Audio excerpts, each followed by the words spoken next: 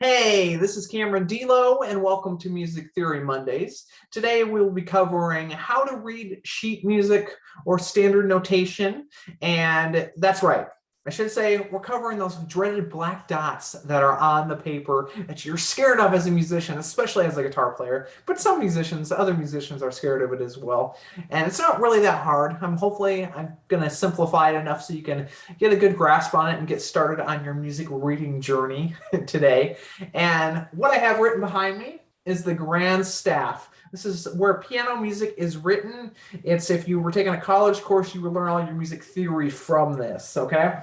And it has right here what is called a treble clef and a bass clef, both of them included, as well as 1, 2, 3, 4, 5 lines. 1, 2, 3, 4, 5 lines. They both have 5 lines. We're going to figure out what that means and how to read it and what it means to you overall as a musician. We'll talk about note duration, time signatures, and all that good stuff. So let's just go ahead and dive right in.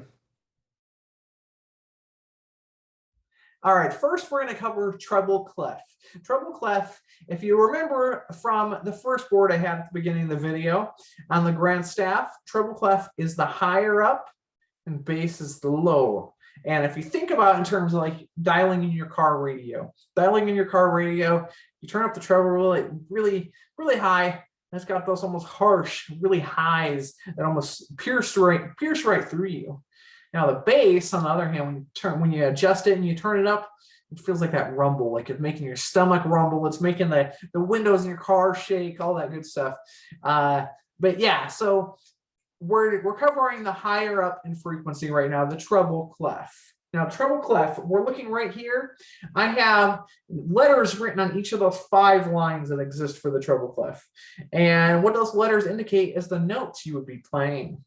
So if there's like one of those circles or black dots, the actual notes on top of those lines, it would be what each one of these corresponding letters is, okay? So if you look on the very bottom line, I have an E. Second line up, G. Third line, B. Fourth line, D. And fifth line, F, okay? Now, if you look, I put a little circle, a little note here on the third line. What is that third line? It's a B. So right here is a B note. Okay. Oh, this one right here, it's on the bottom line. It's an E note. Okay. Now, there's various ways to go about remembering this. You can come up with your own ways. These are some of the most famous, most useful. First one, every good boy deserves fudge. And what that is E, G, B, D, F, which is what I have underlined. It's a way to remember with the first letter of each of those words is the letter of each of those lines, and you go up from the bottom to the top, okay? Second one is every good boy does fine, okay? Again, E, G, B, D, F, okay? Now this one, if you're a piano player, you probably don't want to use this one, but I guess you could. Every guitarist begins doing fine. E, G, B, D, F. Okay? So that's if you're on top of the lines, okay? Each corresponding line. Now in the spaces, it's a whole other ballgame, as you'll see down here. Okay? So it starts at the bottom again. F, A, C, E. What does that spell? Face. It spells face. It's as simple as that. It spells face. Now the saying, face in the space. Easy, right? Now, I put some notes again at the end of this. You have one on this 1, 2, third space up. Makes that a C, okay? I have it on the second space up. It's an A, okay? So I have that just so you can kind of see how this is working and why you would be saying every guitarist begins doing fine or face in the space. You know, and again, it's all whatever you use to memorize, you know, these letter patterns for the notes. Now, one last thing is with the treble clef, one thing you can just take note of is that this circle always will pierce the second line up, which is a G. It'll always pierce the G line, okay? So that's treble clef. These are how you figure out what note is what. Okay, so we looked at the treble clef. Now let's look at the bass. We'll look at those bass notes and what their letter names are, depending on if they're on the line or in the space. And as before, there's various ways to go about this and various ways to remember this. This is, of course, the bass clef. The bass clef is lower in frequency. It's like the car analogy where you crank up your bass, you got that rumble, feels like you're feeling it in your stomach, feeling it in your core, shaking the windows, all that good stuff. Now, we're going to first look, just like we did in the treble clef, we're going to look at the notes on the lines and their letters names, okay? And of course, I have the letters written down. It's G from the bottom, G, B, D, F, and A, okay? So you have various sayings to go about this. Good boys do fine always. G, B, D, F, A. And I have them underlined, of course. The next one is the one I'm more familiar with.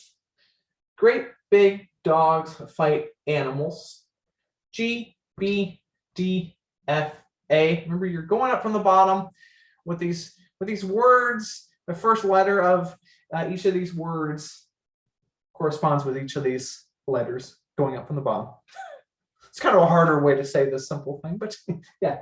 Okay, so if you use your saying, you're trying to figure out this note. It's 1, 2, 3, 4. 4 notes up from the bottom. Great big dogs fight. It's an F note, okay? It's second line up for this next one. Great big, it's a B note, okay? So this is for this for the lines, okay? Now we will look at the spaces, okay? So you have from the bottom A, C, E, G. Okay, again, A, C, E, G from the bottom. And the saying goes, all cars eat gas.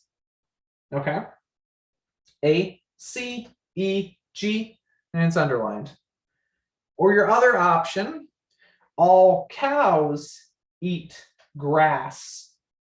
Now, you really don't want to get either of those mixed up. For one, gasoline is really expensive. And can you imagine putting, I don't know why I did that. Can you imagine putting grass in your gas tank? That's so long car, you know. So those are your two sayings. They're kind of easy to get mixed up. When you say them back to back, that's the only reason I bring that up. But that's for the spaces, okay? And I have two letters written down, or two notes written down, so we can test ourselves. This is the first space. All A, easy. 1, 2, 3, 4. The next one's the fourth space. All cars eat gas. It's a G, okay? So that's how you would go about memorizing what is what in the spaces, as well as on the lines in the bass clef. One last thing, with the bass clef, if you use your saying, great big dogs fight, this line is always surrounded by the two dots. It is the F line. So that's one way to quickly figure out, you know, where you're at and get your footing, so to speak, on the bass clef.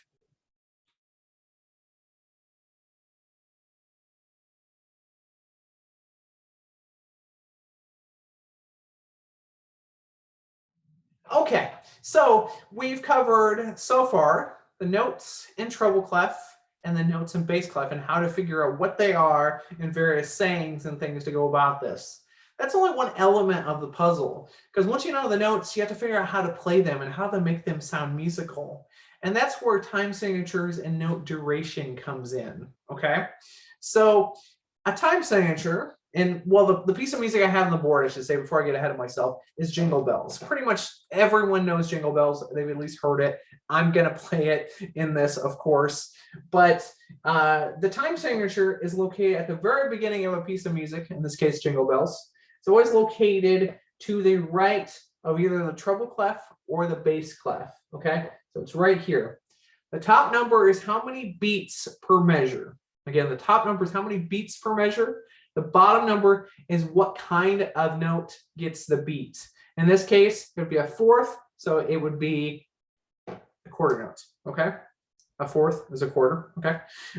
So you have 4 quarter notes and 4/4. So the top number is how many beats per measure. Bottom number is what kind of note gets the beat. So if we had something like 6/8 time, that would be 6 beats per measure with an eighth getting the beat. So that would be an eighth note. So it would be 6/8 notes per measure. Okay. We could go crazy and go something in 2/2 time. So it'd be 2 beats per measure with a half note getting the beat because 2, okay, a half. Okay.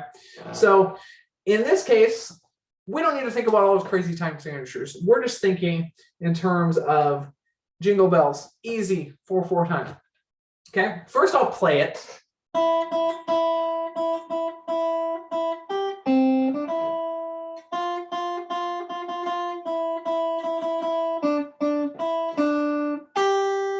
Okay, I don't have all of it. I have most of it on the board, or I should say a good chunk of it on the board right here. Okay, so it's in 4/4 time. That's the time signature. So that means there's 4 beats per measure, and the quarter note gets the beat. Okay, so that means it starts out with, if you look, this is a quarter note. A darkened note with the stem, that right there is a quarter note. Okay, so there's 2 quarter notes. 1, 2. Now the next one that's not filled in, I actually have it marked right here, but it's the same thing right here. It's a half note, so there's 2 beats. So that fills up your entire measure. 1, 2, 3, 4. 1, 2, 3, 4. That would be your first line because you the jingle bells, so on, yeah. And the next measure is full of all quarter notes. 1, 2, 3, 4. Then you get to a whole note. So the note rings the entire 4 beats. 1, 2, 3, 4. So from the beginning. 1, 2, 3, 4. 1, 2, 3, 4. 1, 2, 3, 4. 1, 2, 3, 4. Now we're into the next measure. 3 quarter notes. 1, 2, 3. And it's broken down even farther to an eighth note, so it's a little quicker. So it's 1, 2, 3, 4, and 1. Let me play it again. 1, 2, 1, 2, 3, 4, and 1, 2, 3, 4, and that's these 2 measures right here. Okay, followed by another measure of all quarter notes. 2, 3, 4, 1, 2, 3. Ends on 2 half notes. Okay, so this gives you, I mean, obviously we could break this down even farther. We could go into more time signatures. We could break it into, 16th notes, 32nd notes, all of that good stuff. But we're just giving you the basics of music reading and to get you started and have fun on this journey. And yeah, so this is the most basic way of reading this. It's in 4/4 time. You got quarter notes, half notes, whole notes, and eighth notes, as well as us understanding, since we're in treble clef, we can use our saying, what's in the space? So it's F-A-C-E. It's an E note at the beginning, okay? We can put all of it together. We can put all of our stuff that we've learned together. Oh, it's on the line. So every good boy deserves fudge, since it's 1, 2, 3, 4, 5 lines up, okay? So everything can be put together, and it could help you discover how to play lots of cool songs and things that you wouldn't normally be able to play because you couldn't read sheet music, but now you can. Okay, so right now we have the basic tools to read music and apply it to any other lesson that I've done in this series. Well, how do we actually apply it to our instruments? And I'm going to give you 4 ways to go about this. And it's not in any particular order. It's just how I'm going to go. I mean, one's not more important than the other. You should use them all in all reality. But my first way is method books. Right here I have the guitar method book for from Hal Leonard. book 1 shows you a step-by-step reading each string in the open position, and they have 3 books in the series. Mel Bay has a legendary great series. Alfred, any of them. Same thing with bass. It works the same way for the Hal Leonard series. But a methodology book will help you step by step in a more in-depth way than just the video did. Now, the next way is, once you figure this stuff out, it's like anything, to always be practicing it. So always be reading a new piece of music. It could be testing your skills of, I'm going to try to sight read it on the spot. I'm going to take a really basic, depending on your level, I take a really basic piece of music and I would read it and I would see how well I do. Okay. And you could practice it up and everything, because that's what I would recommend, is practicing up. The sight reading also would give you a whole new element in building up the music reading in general skills.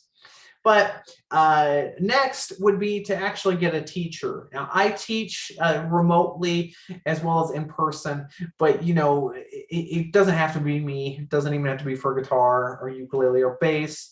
It could be piano. It could be bagpipes. Seems like I always brag on bagpipes in these videos, but saxophone, flutes, in any instrument like that.